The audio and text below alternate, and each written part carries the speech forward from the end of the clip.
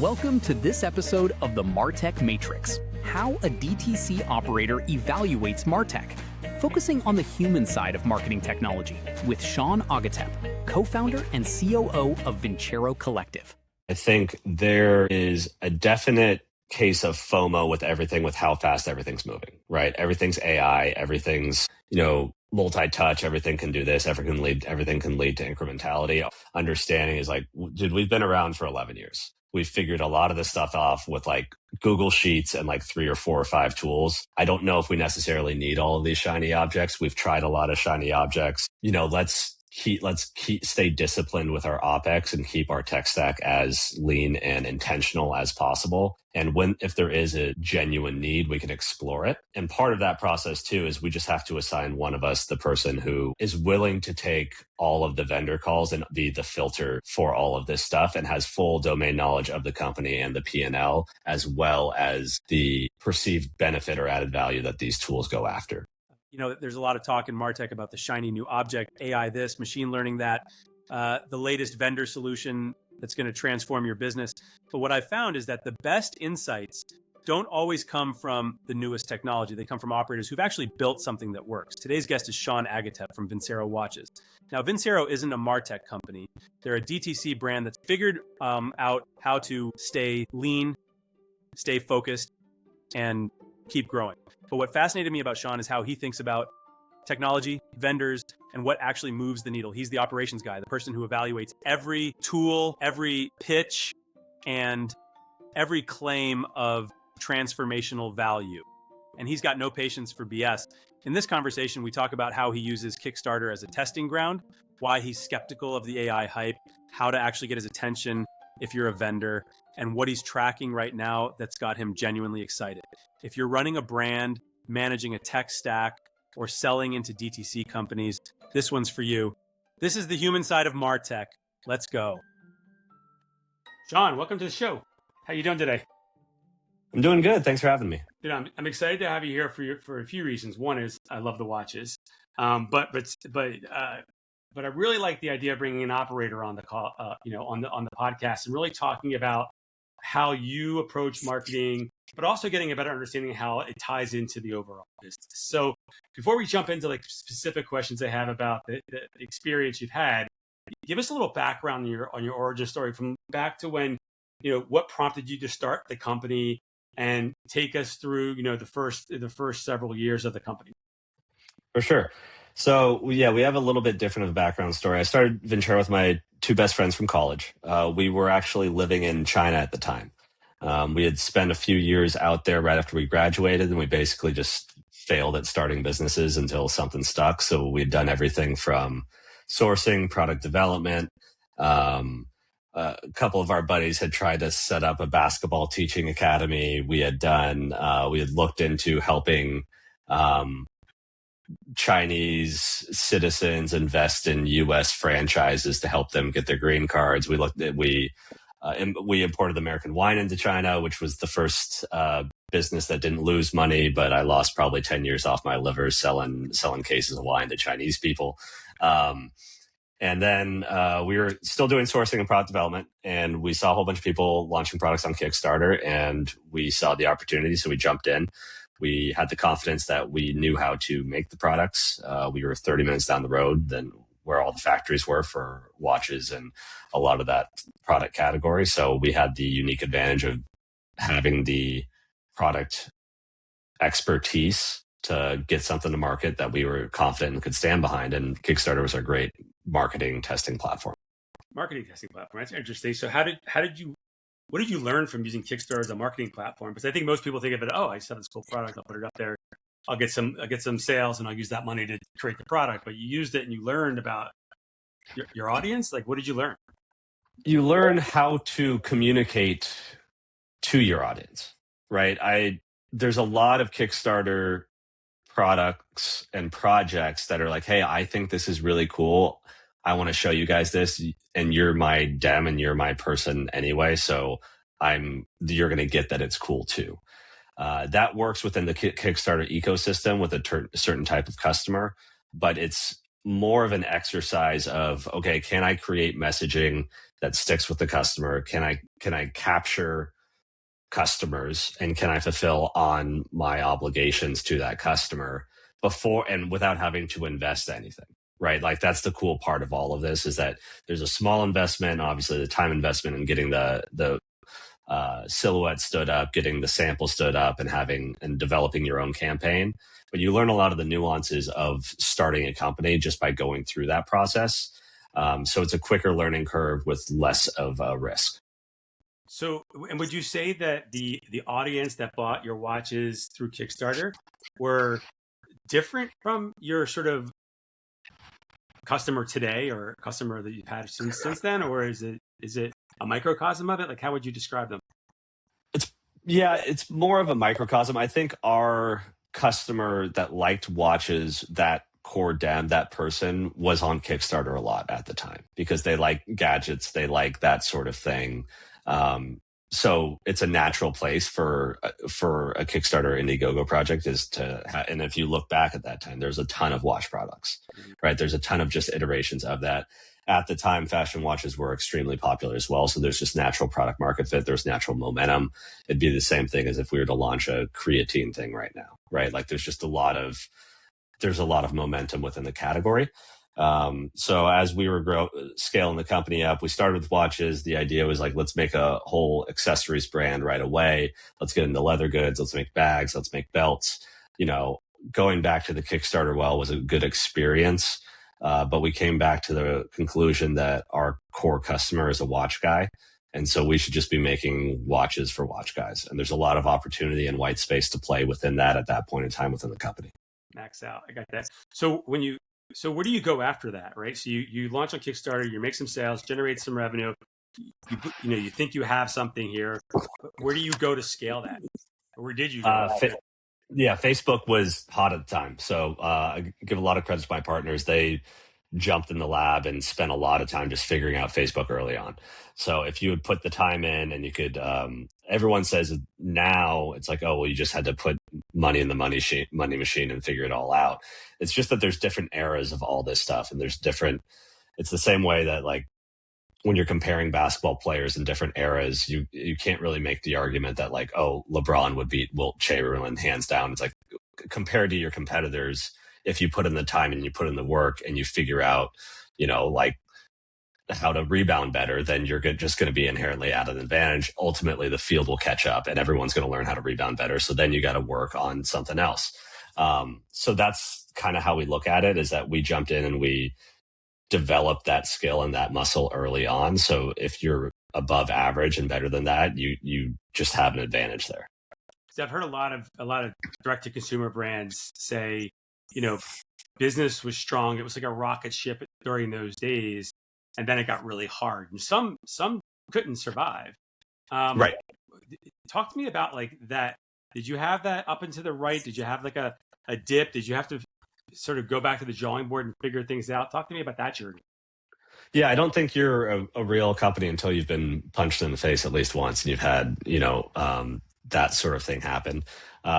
We had a down year, we had a down cycle, but the learning through that is we made Facebook work early on. And then it was like, okay, well, let's make YouTube work. Let's make podcasts work. Let's make all these other channels work. And we got almost too wide. And the expertise level required in each of those fields also takes time. And that muscle takes time to like develop and nurture and everything else like that. So our understanding of where our business was at the time was like, okay, maybe if we just really focus again on Facebook and get really better at that, because that's the core marketing acquisition channel that we have, like none of this other stuff matters, right? We need to really focus on this, and it's getting harder. So we just need to get better at this right now. We can always bolt on extra channels, but there's still at our size enough juice to squeeze out of Facebook. We just need to get better. And that's what we pursued. And is that true today? You're still primarily Facebook and yes, primarily Facebook and fewer channels now. Like I think there's still a lot of opportunity. We're on pace, if not this year, the next year, to probably have our best year ever, both top line and profit. And that's still, and we've slimmed down the channels that we're using, just because there's still a lot of juice to squeeze at our size. Yeah, I mean, it makes total sense. So you said you're the operations guy. You're not really a marketing guy by trade, but you've developed some marketing chops over the years. Talk to us about MarTech, marketing technologies, primarily e-com, right? Things that live on the site, things that help you run your business. What does that process look like for you when, is it, I need something, so you go look for it? Are vendors coming to you and saying, hey, Sean, you need this? Like, talk to me about that process and how you separate what you need from what the shiny object is. Yeah, so a lot of this is learned over time. I think there is a definite case of FOMO with everything, with how fast everything's moving, right? Everything's AI, everything's, um, you know, multi-touch, everything can do this, everything can lead to incrementality. Our understanding is like, dude, we've been around for 11 years. We've figured a lot of this stuff off with like Google Sheets and like 3 or 4 or 5 tools. I don't know if we necessarily need all of these shiny objects. We've tried a lot of shiny objects. Let's stay disciplined with our OpEx and keep our tech stack as lean and intentional as possible. And if there is a genuine need, we can explore it. And part of that process too is we just have to assign one of us the person who is willing to take all of the vendor calls and be the filter for all of this stuff and has full domain knowledge of the company and the P&L, as well as the perceived benefit or added value that these tools go after.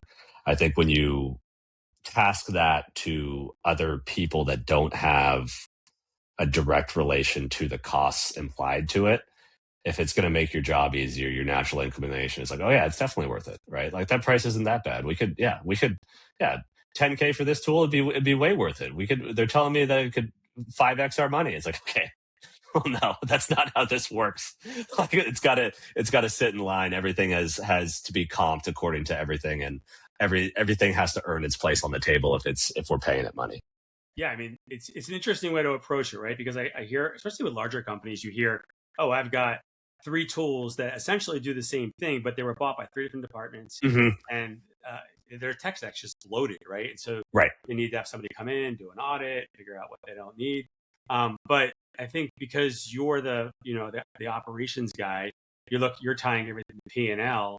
Do you feel like you have a different process for evaluating tech than another D2C brand that might not have the operator or the COO managing MarTech?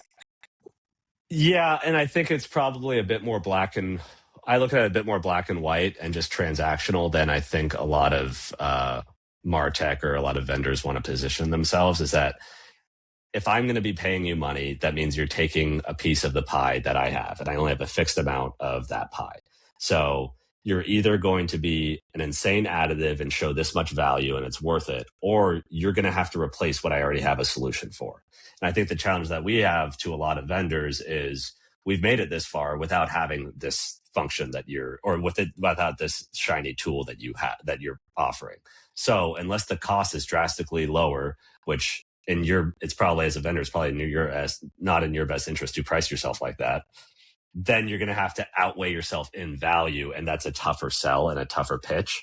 So I don't know. Does that make sense? Yeah, totally. So how do you? Let me ask it this way: what advice would you give to vendors? Right, so there's vendors out there, there's salespeople out there today that Vincero is on their target list. They have no idea about your business. They're not inside the walls. But they're just going to send you the same email they send 20 other brands that are on their list. What advice would you give them in terms of how they gain your attention or create relevancy? I'm not saying this so that you have 20 vendors emailing you tomorrow, but yeah, we may want to cut this because I don't want to be saying that I'm the guy that evaluates vendors, because then I'm just going to be the guy that's just evaluating all the vendors. You're going to get all the calls. No, but when you think about there has to be an appreciation too from your side. Like, you want vendors, if they're going to reach out to you, you want them to do their homework. But what advice would you give them to help them do their job better? Because maybe they shouldn't call you. Maybe they shouldn't even waste their time. They should push it to the bottom. So how would you help them figure that out? What are you comping yourself that already exists? right? Like what do you replace, or what are you the same, and what does that cost? That's going to be the first indicator there. Teasing, aspirational value creation, all this stuff. I think we've been at this long enough to where like there's only so much tinkering you can do. Product market fit just makes a huge difference, right? So it was like, yeah, well, we were with we helped Groons scale to a $1.2 billion exit to Unilever. It's like, no, you didn't. You were just on the tech stack while that happened. and so you rode along the wave. Like that doesn't really do anything for me, right? Like that aspirational number. If you know my industry and you know my vertical and you know where you stand, and you're not trying to position yourself as a once in a lifetime opportunity, and you're just more relevant, like I don't know, I feel like I'm saying this and it's sounding a little demeaning to it, but the solution you're providing, if I'm considering it, it is the biggest hole in the boat at this time. That doesn't necessarily mean that it's not going to be a bigger hole or a smaller hole in the boat later, but right now it is my focus and my priority. So a lot of these conversations that we have, it's like it's not a yes or no right now. It's like maybe at some point, right? Because we don't know what's going to happen. What I want to be able to do is I want to be able to have a Rolodex and a roster of people that I've already shortlisted. So when that hole becomes a priority, we have like a quick solution to be able to fill that, to fix that. Mm-hmm. But also realize it's like, the way I'm looking at this, you're one of the holes in the boat. There's like 20 holes in this boat. Right. So it's like there's a lot of other considerations that are completely out of your control. Yep. Right. So I don't know if that's helpful at all. No, it is. I think it's like, okay, you can't address everything. So where am I going to get the biggest bang for my buck? I think that's what you're saying there. I think there's two camps there, right? There's the one of like, I have a problem I need to fix. And then there's the other one, which is like, hey, Sean, if you have this, you could grow your business, right, above and beyond. We're not a fix. We're an add-on to make you better. Right. And I think that's probably a little bit harder to evaluate because there's not a need. So it becomes a want almost. And there's a skepticism to that. Once you've gone through enough of these cycles and these ups and downs and these seasons to where it's like, okay, yeah, like that sounds great, but are you going to be able to actually execute on that? And then you're positioning yourself to now you have to find ways to justify that, right? Which is a tougher angle to get to win the business. Yeah, but Sean, none of your tech has AI. How do you? Yeah, when we were talking about that, and when you were talking about walking the floor, it's like, can we just call this computers? Yeah. Right? Like everything has AI. Everything is AI. That's the future. That's now. It's whatever, but that doesn't do anything for me. Right? Like, yeah, no, go ahead. No, that was a run-on sentence. It just doesn't. That just doesn't do anything for me. Well, I guess. Well, I've asked you this way: how do you, in your role, given that you're in such a diverse position, how do you stay on top of the tech that's out there? Because you don't know what you don't know, right? Correct. So are you a trade show guy? Do you listen to podcasts? Do you just read the trades? Like, how do you stay on top of the tech that's out there? Yeah, trade shows are nice to go to every now and then just to kind of get out of your bubble and see what's out there. I think the most effective and efficient way to do that is to make sure you're honest with yourself and who you're comping your business against, right? So if you're comparing yourself with all of e-com, that's not a good answer. If you're comparing yourself with all jewelry and accessories brands, that's probably not even a good fit. Are you comparing yourself with this certain revenue size? That's probably more relevant than the industry itself, right? Because your decisions are constrained by the financials that you have. So I want to be aware of everything that's going on within this space. And even if it's not in jewelry and accessories, if it's in apparel or if it's in CPG, like I kind of want to be aware of what's going on for people that are at my weight class. Mm-hmm. And it's cool to hear about what other people are doing at bigger weight classes or lower weight classes, right? But the most relevant stuff is making sure that I define my weight class, that I'm actually fighting and competing in. Do you find it more valuable to go to a show like a Shop Talk, which is, I would say, general, versus a specific show that's for watches? Okay, that's a good question. Finally got one. Shop talk. I always I tell my partners, like one of my other partners who's more of the CMO function. Yeah, it's like, dude, I feel like I'm walking through your inbox right now, right? Like I just feel like it's just every single vendor and every single text, everything is there. I think those are very valuable just to connect with people at a human level, not to actually learn at what's out there, right? I think e-com, as it's become more of an established business, it is more of a relationships-based business, right? Because there's 10 or 15 different ways to solve this problem, or 10 or 15 different providers. I want to work with people who I have just a good vibe with, right? That I trust and I can understand, because a lot of being a vendor is a very, very tough and challenging game, and you just don't know how long they're going to be around. You also don't know if your specific account manager is just going to go to the other vendor. You don't know, like, it's just a very competitive space to be in. So I don't want to deal with the rest of that noise too, right? I don't want to deal with someone getting funding or someone getting purchased and then dealing with a roll up, or dealing with, oh, we're just transitioning to this new sales team. Like, I just don't want to deal with any of that.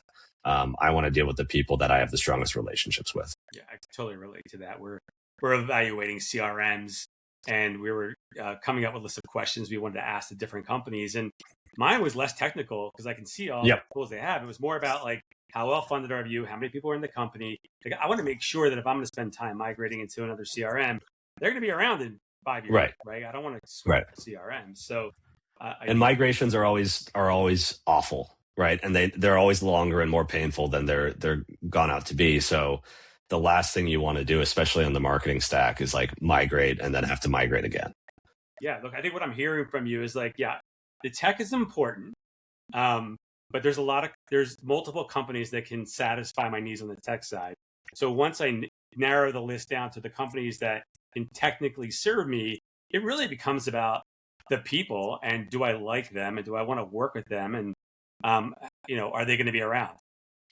That, and it's like understanding again the weight class you're punching around in. So if they're touting that, they're like, oh, we're with Nike and P&G and Dove and Unilever and all these people, it's like, dude, then I am going to be the last priority on your list, right? I know where I stand within that pool. Or if you go on the other side and it's like, okay, well, then my needs aren't going to be satisfied enough because I need a higher level of service, and you're dealing with smaller fish. That plays a factor in it. And then obviously that third piece is pricing and costing, right? I think SaaS and tech is in a tough spot, especially with everything with AI, where there is a cost compression. So ironically, it's more fun on the brand side now because we finally have leverage in pricing. Whereas before it was like, you were the only solution, you were the only show in town, so I had to pay whatever ticket price that was out there. Right. So let's move on from that. And what's the if you think about, technology has evolved tremendously since you started this business, right? And what year did you start the company? 2014. 2014. So in 2014, there were probably, let's call it 1,000 MarTech vendors, maybe 2,000, and now there's 10x that, right? 20,000. So there's a lot that has changed, a lot more options for you, right? What is is there one thing that comes to mind that you wish you had then that's available now, or one thing you wish you knew then that you know now? Regarding MarTech. Flexibility is a big thing here. I think even what you're talking about, like how drastically the solutions and providers have expanded, you need to be able to be flexible to the market conditions and how everything works. And so over investing on something that seems like a good bet at the time may or may not be there in a year, right? So like not having that flexibility to be able to shift to a different function or shift to a different priority is a big deal that's kind of learned through experience. Unless you have a clear-cut vision or you're established, which I don't think any of us in this space are truly that established to have that confidence or that positioning. Okay. So I'm going to go back to the AI question in all seriousness.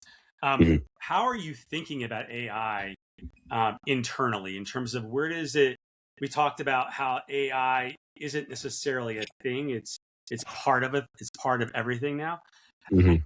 Where do you see it adding value to the tools that maybe you had that maybe are better now? Yeah, I think the biggest the biggest challenge with AI is just turning it into a habit.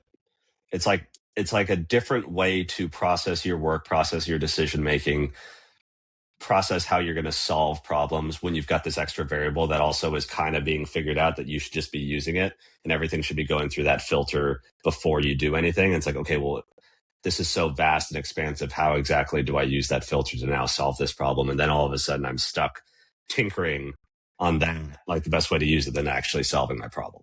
Um, so the biggest thing is instilling that habit. The biggest thing is making sure everyone on the team is using it. And it's like with anything else. I mean, even the way people format spreadsheets, everyone does it differently, right? So everyone uses AI in a slightly different way in different capacity.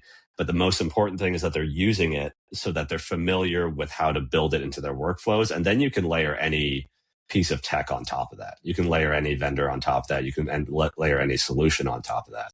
Um, I'm more of the process guy, the SOP guy historically. So I've been loving Claude Code and just like the ability to be able to articulate tasks. And the irony is that I find myself over explaining tasks to the robots because they're already smarter than you, right? So they're already able to just they know what you're saying as you're trying to explain it. If anything, you're doing a disservice. But yeah, just using it, forcing yourself to use it is the biggest challenge for us. Has any AI have any AI tools found their way onto the website? We're playing around with Meta's shopping assistant right now. Um, to be honest, the theme and the mantra within Vincero at this stage of the business, and a lot of that is just because my partners and I are at the same stage of life where all our kids are small, is like let's just do less, right? Let's make our lives way simpler. So because there's so much noise and there's so much going on, we're not going to be the first mover at any new tech, but I'm following around what's going on in my weight class. I'm following around with the bellwether brands that are bigger than me that they're using. And then it's like, okay, if they're using that, then there's probably some opportunity there and we're going to explore it. Probably the right way to go about it. Okay, last question. Is there anything that you're paying attention to right now that you're really tracking, sort of in the same vein of what you just said, right? You're looking at what the larger players in your space are doing. Is there any one thing or category of things you're tracking to see where it goes? I mean, like all these AI agents are super cool. They're very cool. I don't think they're quite there yet. I think it's still kind of hazy on how exactly it works, probably with the MCP and the permissions and being able to use everything. So it's kind of a tease. Um, but I think in a few months it's going to be very, very cool and very, very powerful. And it's empowering as an operator and an owner again to like be in this spot because it's like, dude, this is fun to build, right? We're not, you go through these phases within the company where I think for a little bit there, coming out of COVID and that 22 era is like, you're not really building, you're just fighting with vendors on why things aren't working. And then it's like, okay, well, then we just got to figure out product market fit again. And then we just got to build again. Right. And so like that building phase is why all of us have gotten into this in the jump. And it's like a new era, new wave of being able to build. Yeah, I'm one of those skeptics as well, and I'm rarely get excited and impressed by tools. But I'll send you a note later on. I've come across some of the coolest agents, like you're speaking about there with Meta, Mhm.